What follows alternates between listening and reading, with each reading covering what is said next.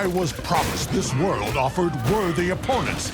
Previously ons that in no way spoil what to expect from the episode you're about to watch by giving you a seamless and totally not out of context reminder for no reason at all about a cool character that appeared that one time. Yeah, but I'd forgotten how boring this is. I don't blame Rex for hating the chore that is grocery shopping. I do blame the episode for thinking that sharing 3 minutes of this chore would make for a satisfying cold open. Is this a zucchini or a cucumber? If you have to ask, you're probably not ready to be cooking with either. I want to buy groceries, prepare a meal, and then eat it. Rachel appears to be failing at the first hurdle of her plan, considering the items we've seen her put in her basket keep disappearing from scene to scene. Parmesan cheese. I like cheese. How about I'm in charge of that, okay? Since there's already a block of cheddar in Rachel's basket, I'd suggest what they really need is someone to be in charge of mapping their route through the grocery store to prevent revisiting the same aisles. Also, this list does not say Parmesan anywhere. So someone knows who you really are and where you live? Wow, this is a surprise. You are usually so careful. I wonder however that could have happened. Wouldn't this go faster with your undivided attention? This is about analysis, not attention. But doesn't a proper and thorough analysis require full attention? Non sequitur responses like this are infuriating and unfunny. In addition, bananas. And it is not the only pressing issue on my plate. Don't do that. It's creepy. Speaking through multiple bodies is part of Rudy's power, so it feels kind of icky to hear it shut down like this. I think it's weird that you transform into the monster during training exercises, even though it keeps making you younger, but that's a thought I keep in my head. Almost always. Tell me you're not about to do what I think you're about to do. Saying this, and therefore guaranteeing a smash cut to the thing you think he's going to do but shouldn't, but does anyway. Remember that Sonic thing that had Mark terrified to be anywhere near Cecil? Well, Mark apparently doesn't, or does and doesn't care anymore, which makes me wonder why I should. What are you doing here, Mark? Other than costing taxpayers millions of dollars. Since you have the means to immediately immobilize Mark and choose to send in the metallic meat puppets anyway, I think that fiscal oversight is on you, Cecil. If we wanted to spy on you, you'd never know it. The previous 2 seasons where the Graysons caught you spying on them would seem to disprove this statement. Jesus, look at this mess. I repeat, a mess that you let happen. If you don't have the Eiffel Tower in the background of your date in Paris, are you even on a date in Paris? We found him! I told you all that research would pay off. They've come from a dystopian future where society has collapsed, and yet they managed to find some kind of record of Mark being on a date with Eve at this exact time in this exact location? I mean, maybe that's true, but I can think of locations that required less research. Like, I don't know, 2 minutes after you left him the first time? Invincible, you have to come with us right now. It's life and death. There's no time to explain. Time travelers who say, there's no time to explain. You're picking the exact moment that you're traveling back in time. This can take weeks and you'd still be fine. If it's a time machine, can't you come back later or earlier? We only have enough power for this last trip. Time machines with energy sources that conveniently swat away all those pesky time travel questions. Where the hell did you take me? We told you! The future! Thinking this isn't in any way helpful. I'm pretty sure Mark was wanting something a touch more specific, you lead-burying plot-iders. Wow, you just have that on all the time? Dropkick would have a stupid name at Sudden Superhero Apparel Sins. Then something changed. We don't know what happened exactly. It was before our time. Sure, the downfall of society isn't the subject of public knowledge or ancestral campfire storytelling, but the location of Mark's second first date with Eve a few hundred years earlier is right there if you look hard enough. When he personally took 10 cities off the map for resisting, that's when the rebellion was born. That's when the rebellion was born? After 10 cities were nuked? The work camps, illegal imprisonment, the robot guards, those didn't trigger anything? No wonder you're desperate. This is a rebellion of procrastinators. We tried to stop him, but he was too strong. This flashback does a lot to hide the identity of the king, presumably, so we'll assume it's Nolan. But we've never seen Immortal use this signature Viltrumite finger-slashing tactic, which makes this a misdirectional step too far by my completely arbitrary and subject to change misdirectional bullshit-o-meter. I built a time machine, so we could look for solutions in the past. Looking to the past for answers instead of visiting your future selves and asking them how you saved the day. Also, how did time travel lead to them stealing the Declaration of Independence? There has to be a rational explanation. I'm sure they wouldn't just use their limited time jumps unless they had a really good rationale. There was a legend that ink from the Declaration of Independence could make a poison to kill him. Fucking what now? Sorry, I'm not done with this one. I can't believe the steal the Declaration of Independence and use its dried ink as poison plan was somehow ranked above coming to Mark for help. Also, if the ink is the thing you need, why wait until 2025 to get it? Why not go further back and get it when it's fresher? If it has to ferment in the glory of a free society, you may have waited too long to pop the cork on this particular vintage. These are normal robots, right? They're not, like, sentient or something? Thing we'll be asking about phones, cars, and marital aids for the foreseeable future somehow makes it into the script. We don't need you to fight them. We actually want to be captured. It's the fastest way to see the king. How hard would it have been to set aside the 3 seconds it would take to explain that plan before deciding to do an unannounced point break? The king took our mother when we were... Skip.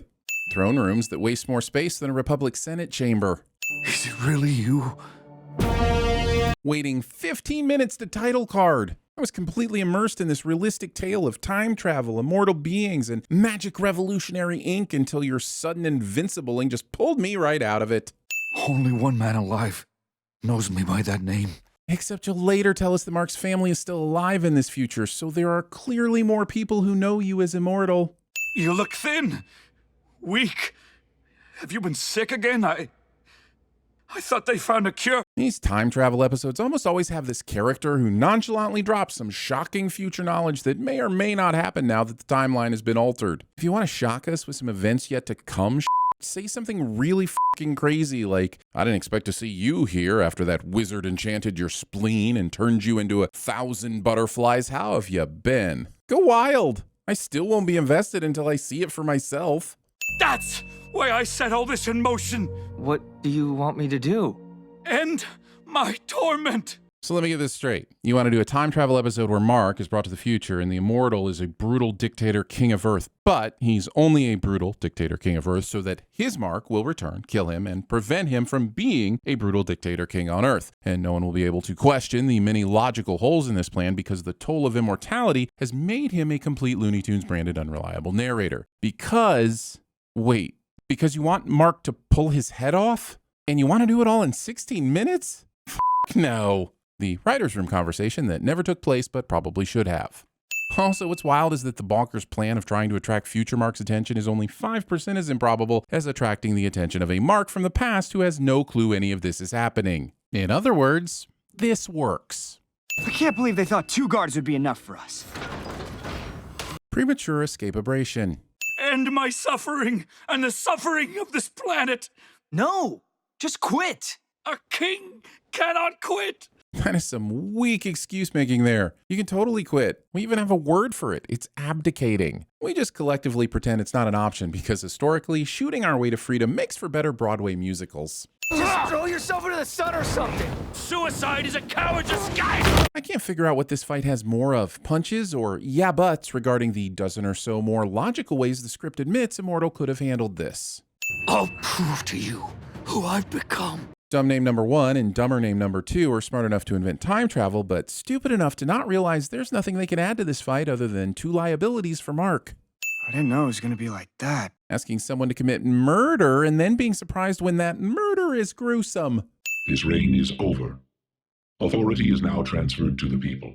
At least he did that before he died. He said, acknowledging the convenience on my behalf. There's just one more thing you need to do. Remember when Dropkick said, We only have enough power for this last trip. Well, it's interesting that he also factored this completely unplanned bootstrap gag into those fuel efficiency calculations. I still killed him. But it sounds like he was ready to go. No, it sounded like the curse of immortality had started to seriously affect his mental health, and maybe he wasn't in his right mind to make a call like this. I would say there are at least several steps on a mental health journey that should be seriously entertained before a treatment plan of detaching the patient's brain from their body, Eve. And if you ever turn into a giant world-conquering I will kick your ass until you're back in line. The fact that the nature of the show doesn't preclude a literal interpretation of this prediction. Caring enough about the Declaration of Independence to return it, but not enough to return it in a way that would prevent immediate theft again. Wow, that was a short episode. Looks like it's clocking off time early for old narrating man here. I can finally catch up on Severance or... And so, dear audience, we once again turn our attention elsewhere. Damn it! You see, this is why people do a Severance. Alan the alien, locked down, but not out. We all loved the this missive, this machination thing from last season. Well, I didn't, but I don't love anything, so I wouldn't use me as an enjoyment barometer. Anyway, some of you loved it, but does it really make sense here? We've already had an update with Alan this season. We saw him talking to Nolan and taking a laser beam to the chest. Did we need that in those episodes? Could we not have seen it all here? Hell, why did we squeeze the episode where Mark travels to a dystopian future and kills the immortal into 26 minutes? That's a whole season of content there. I think someone might be overestimating how much we love Alan the alien and or Seth the Rogan. But first, a brief recap for those of you with short attention spans. Thinking that 2 previous Leons per episode is the best way to discourage even shorter attention spans. After that, his executions were put on hold. All of the creative deaths we see appear to have been easily preventable by simply not being in the room where all the death machinery is. Help me, Mark, and whatever that other kid's name is, stop the Empire. No. They had reached an impasse. The same impasse they reached several episodes ago, which happens to be the same impasse they reached at the end of season 2, which bears a striking resemblance to the impasse Mark and Nolan reached during all of season 2. Safe to say, I am impassably bored with it. I thought you'd forgotten about me. Thing J.K. Simmons told the writers after season 2 somehow makes it into the episode.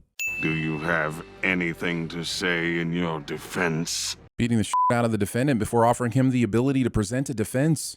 May you die with more dignity than you lived. I am very confused by the Viltrumite justice and penal system. They have to wait for Nolan to fully heal so they can execute him with dignity, but their definition of dignity is beating him senseless while he's chained to the ground? How is this any better than executing his broken body? It's almost like they wanted to give him some extra time so a certain comic relief alien might have a chance to rescue him. Why should we believe any of these weapons can hurt Alan after the montage of zappings we saw earlier? Why can't he just walk through these people? These 2 copy and paste cannon fodder decided that instead of shooting, their best chance at survival was to hope their prisoners were allergic to guns and simply touching them would invoke some kind of anaphylaxis. It's a bold strategy and I do not respect it. Who possesses the courage to dare free Battle Beast? Michael f***ing Dorn. These creatures offer me no challenge whatsoever. Then why were you stuck in their prison?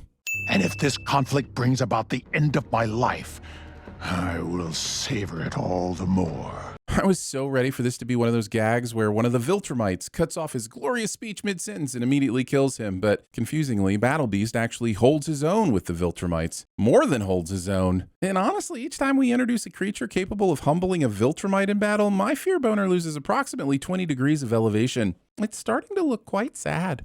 You'd think if anyone was able to create a restraint capable of containing a Viltrumite, it would be the Viltrumites. I'm stunned that they haven't invented a thing for this.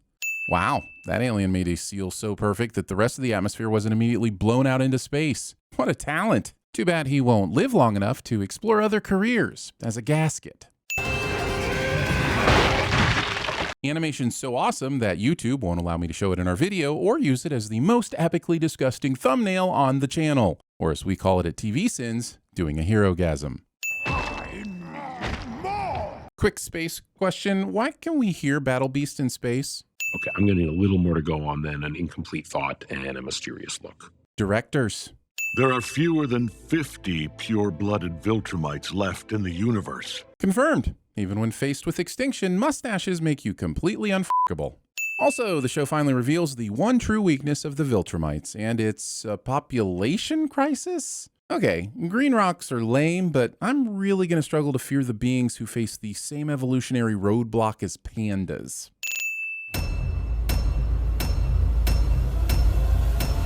This is no time to argue about time. We don't have the time. You can either help or you can, I don't know, go do something else. Don't go far. Okay. There was a legend that ink from the Declaration of Independence could make a poison to kill him. Absurd. Ever fired your gun up in the air and gone, ah? No, I have not ever fired my gun up in the air and gone, ah. Fatality. I'm not on your side. I'm not on anyone's side. Because nobody is on my side. Oh man, you look terrible. Actually, I look like a can of smashed assholes.